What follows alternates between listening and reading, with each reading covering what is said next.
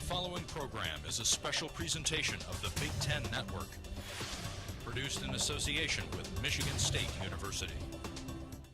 I'm Jim Peck. Welcome to MSU Today from beautiful, sunny East Lansing, Michigan. Here's what's coming. Red carpet, green dress. Is a single dress going to save the world? No, it's not, but it's going to challenge the fashion industry and by extension the entire clothing industry and all industries to think in terms of the toxic dyes they put into product. Detroit on jazz. Being in a music program helps you, get in school, get you focused, helps you better, and I think that needs to happen more here in this area. Killing E. coli. We're hoping to demonstrate how far contaminated product can actually spread during processing. I'm lost. I don't know where I'm going. Finding yourself.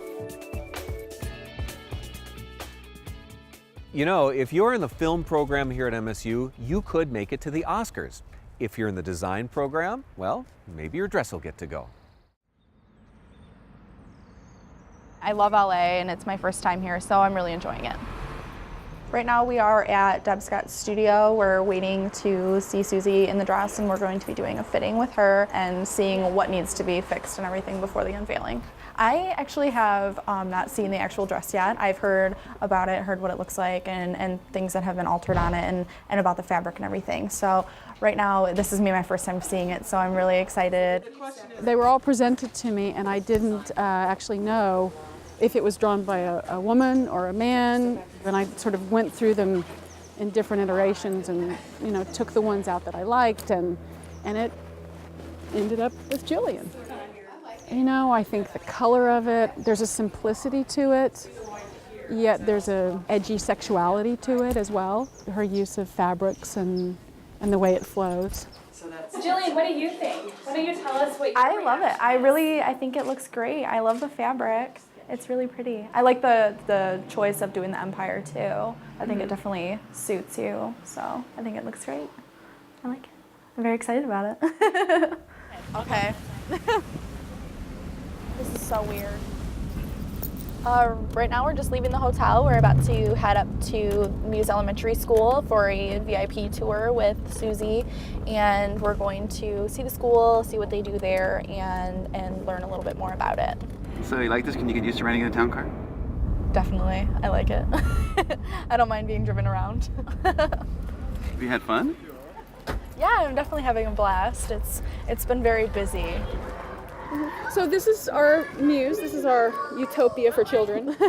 I do think that exposing children to environmental consciousness, social consciousness, at a very young age, then it really just becomes their reference point. We're at Muse Elementary School. It is the school that Susie and her sister Rebecca founded. We inspire children to live more consciously with themselves, one another, and the planet. They focus on teaching the students about green living and about the environment, interacting with the planet, and learning to appreciate the planet that they have. Muse is a nonprofit organization, and so we do have to do a lot of fundraising in order to support the school and to support our global program. We came up with the idea of Red Carpet Green Dress to help us raise funds here at Muse. I feel like after finally seeing the school, I can understand more what the contest is all about. And now that I've seen the school and seen the kids, I understand it even more, and I'm even more enthusiastic about it.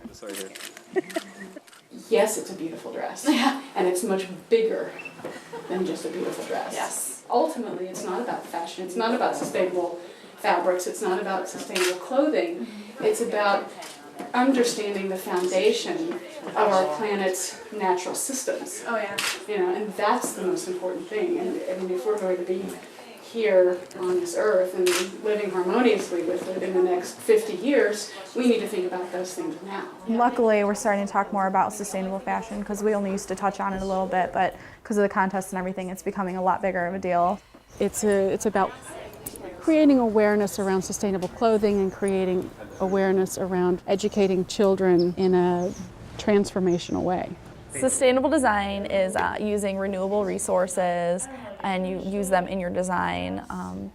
A lot of times that means, organic cotton or bamboo fabric. As we got into fabricating the dress, we had a very interesting journey sourcing the fabric.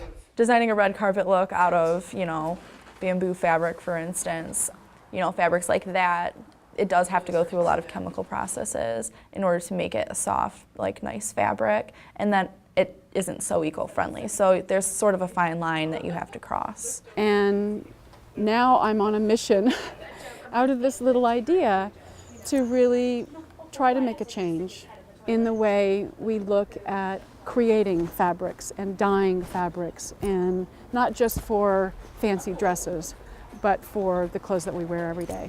It's just a way to be more eco-friendly, to be more conscious of what you're putting into the environment, because fashion design is so fast-paced and it changes so quickly that it's important to sort of think about that in your designs, because a lot of times you wear them once and they're out the door.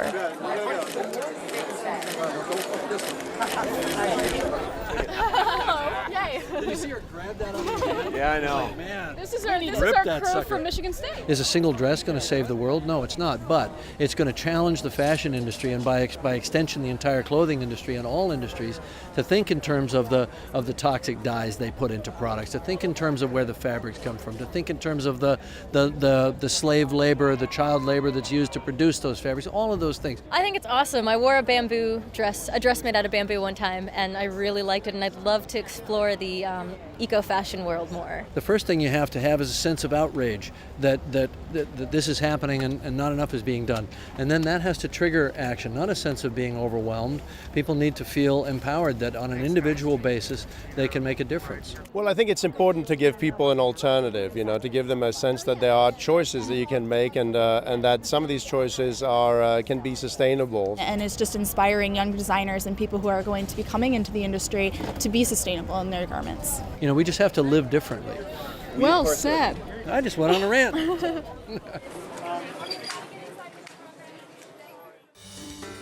This presentation has been brought to you by Michigan State University, America's premier land-grant institution. 150 years of advancing knowledge, transforming lives. The day we created a cancer drug that saved millions of lives began like any other day. And when we developed a new way to purify the world's water supplies, it might have been a Tuesday or possibly a Thursday. And whether it's alternative energy or better food safety, the next time we help create a solution to one of the world's great problems, we'll be proud. Then we'll get back to work. Michigan State University. Spartans will. Music can be full of grace. For Professor of Jazz Rodney Whitaker, jazz music in some tough parts of Detroit can be a kind of saving grace.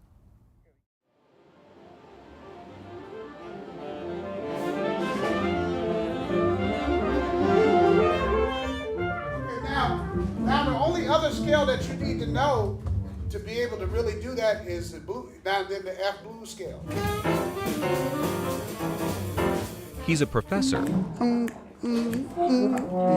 A professor of jazz. Here we go, Broadway, the in the pocket version first. Rodney Whitaker is here in Detroit, teaching these kids to swing. You ready, Noah?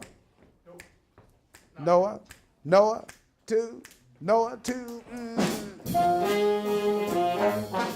It's part of MSU's push to bring music education to some rough parts of Detroit and other areas. In the city, you have a lot of people, a lot of kids, in the streets, and you don't know what they're doing out there, you don't know what their situation is. So pretty much getting them involved here, it kind of gets them away from, the possibilities of, gangs and other things. Getting them in music helps them. Actually, my band director told me that, scientifically, that, being in a music program helps you, get in school, get you focused, helps you better. And I think that needs to happen more here in this area. I would agree that music gets you into something else and gives you focus and gives you purpose to your life. It gives you something to work for. It gives you something to be a part of. And it just gives you a nice place to go to. For Rodney, the Detroit Symphony has always been a place to go. The place to go. He grew up playing music here. It changed his life. And now he's passing it on. Now he's home. So it was a natural fit because it was really coming home helping to raise or nurture the next generation. And of course, it fits with MSU's outreach missions. These kids get to learn, rehearse, and play in front of hundreds of people.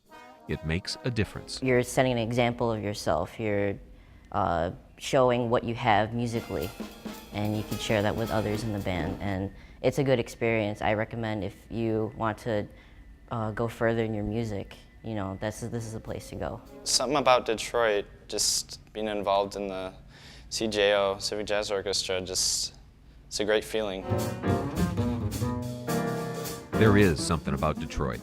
Rodney says there's too much negativity out there, but it's out there, not in here.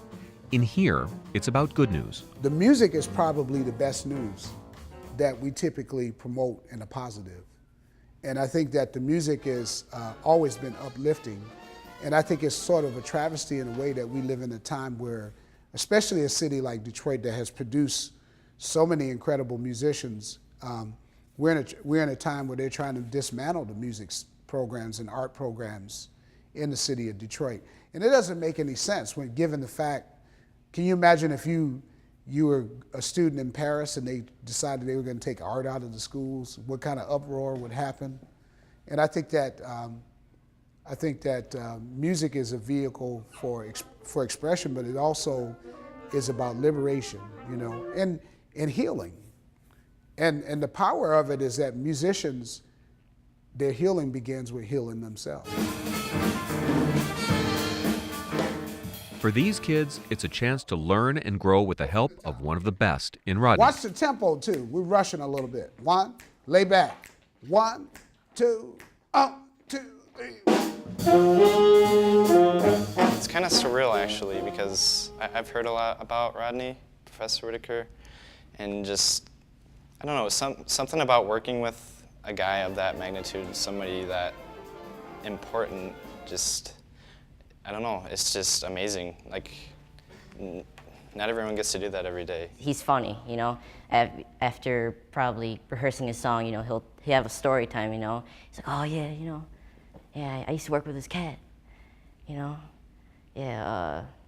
Yeah, me and Randy Gillespie, yeah, we were at this club, you know, just talking about, you know, his Michigan State band, his jazz band, or working with like some of the jazz greats, you know.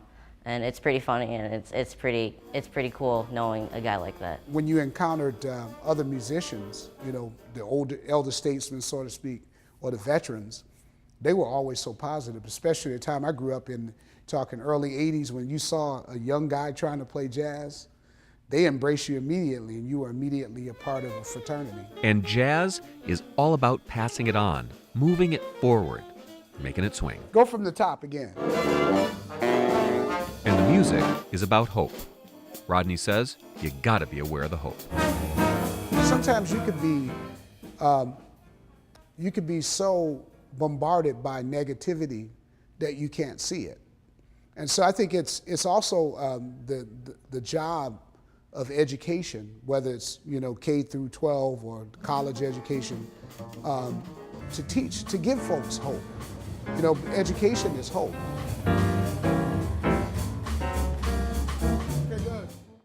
Recent outbreaks of E. coli and food poisoning have researchers looking at ways to figure out how to keep our food clean and safe and healthy. Here at MSU, they're trying to solve the problem.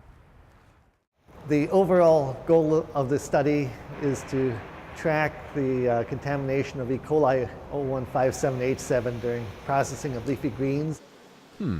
Leafy greens. They're cutting up iceberg lettuce on a processing line to see where contaminated lettuce can get caught. And what we did was we used radicchio, which is a red-colored lettuce-like product, inoculated that with E. coli. The term inoculated basically means that we artificially contaminated our product. And then processed that product through a shredder, a conveyor, the flume tank, a shaker table, and a centrifugal dryer. This way we could visually see the product that was contaminated with E. coli. We're hoping to demonstrate how far contaminated product can actually spread during processing, and this will give the processors a good idea as to how much product is at risk if they do have a contamination event. A small amount of contaminated product may enter the facility that's processed, and Of course, industry doesn't know at what point the contaminated product entered their facility. You can't visually look at the product and see that it's contaminated with E. coli. If that was the case, it wouldn't be an issue. But they process continuously, so that's what we tried to mimic here.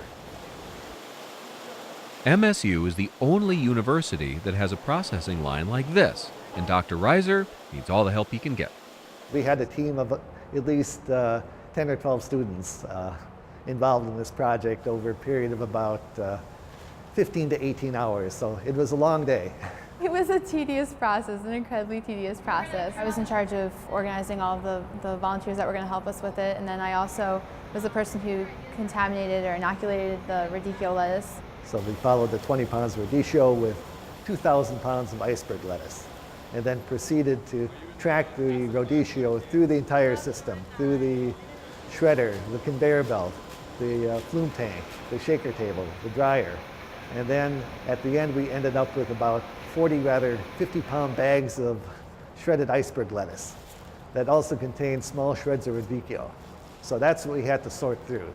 After they bag and sort the lettuce, they weigh the bags to try to predict how much contaminated lettuce is left on the equipment. The majority of the radicchio is obviously found in that first batch of product that we collected. 93% of the radicchio that we had processed ended up in that first basket of the remaining radicchio that had been spread out on the equipment.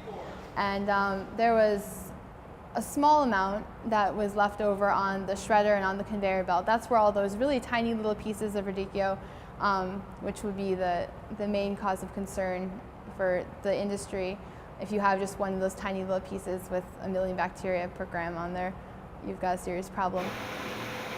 We basically saw that the shredder and the conveyor belts were definitely locations where proper sanitation needs to take place. Sanitation is something to look into because although most of the red lettuce was found in the first bag, they found contaminated lettuce in every bag. The long-term goal would be to make suggestions to the leafy green industry, what kind of modifications they could be making to their processing procedures, where they need to sanitize more, how many times throughout the process they need to shut down their processing line and sanitize the entire processing line. Those kinds of adjustments that can be made, we will hopefully be able to determine from this work, and then make those suggestions to the industry so that they can prevent future widespread outbreaks. This presentation has been brought to you by Michigan State University, America's premier land-grant institution. 150 years of advancing knowledge, transforming lives. Showing up on a big campus like Michigan State University can be a little daunting, but our Jeffrey Weisenbaugh found out that with a little patience, a little understanding, and a lot of maps, eventually just about anybody can find their way. Being a freshman here at MSU, I had to learn my way around campus and fast. With over like 5,200 acres and 500 some odd buildings, MSU was a big place and it was hard for me to find my way around. And me coming from a small town, which basically had like 2 main roads, it was a huge eye-opener when I first got here. And I needed to learn how to find my way around or I wouldn't even get to my classes on time or even at all. And so the first week being here, I had no idea where I was going and no idea what I was doing or where I needed to go. I'm lost. I don't know where I'm going. And so I went down to my dorm room, the service little desk area, and asked for this big old atlas-looking map. It's gigantic! And I literally walked around campus with this big map in my hands, trying to figure out where everything was. When I was walking around, I was like, oh, there's one of my classes. Oh, that's a good reference point. That's a stadium. I know that's a stadium. After walking around the whole 5-mile campus at least 3 times, I finally started to learn my way around and basically knew where everything was. And it kind of got me thinking though, was I the only one who was confused the first week? I don't know where I'm at. Or did some other people have some issues? And I also want to know their strategies and what helped them learn their way around campus and around the university. So I went around the campus and the university and asked some people. So what did you think of the size of the campus when you first got here? When I first got here, I thought it was really big. Like compared to the other colleges that I visited when I was trying to find where I wanted to go, it's definitely a lot bigger. It was a little overwhelming at first, but it ended up not being too bad. Very large. How long did it take you to learn your way around and know where everything was? About a week probably. like 3 to 4 months because I kept getting lost. Probably a good semester. Like, what was your strategy of how to learn your way around campus? Looking at the little green signs when you're walking through campus, that helps, and using the little maps that they gave you at orientation.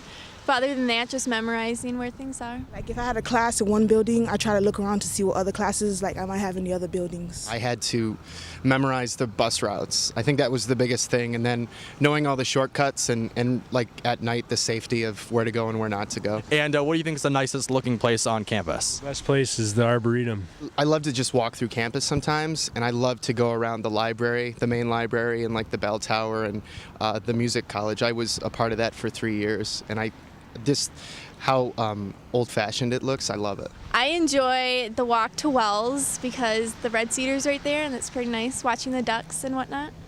So, okay, I wasn't the only one who had some issues or trying to learn the way around. Do I take a left or do I keep going straight? Well, the cool thing about it is, even though it's a huge campus, you can establish your own routine and schedule and know where you're going pretty quickly. And what first seemed like a huge, endless university worked out for me and helped me in the long run. And I was able to make the large campus feel small and make it a lot more efficient for where I was going, what I needed to do throughout the day. And if the campus wasn't so big, it wouldn't hold all the opportunities and facilities that MSU has to offer. So it worked out for me in the long run. It's a great campus. I know my way around now. I know how to get to my classes, and it's a great freshman year. I'm Jim Peck. Thanks for watching MSU Today. That's it. For more on the show, head to the website.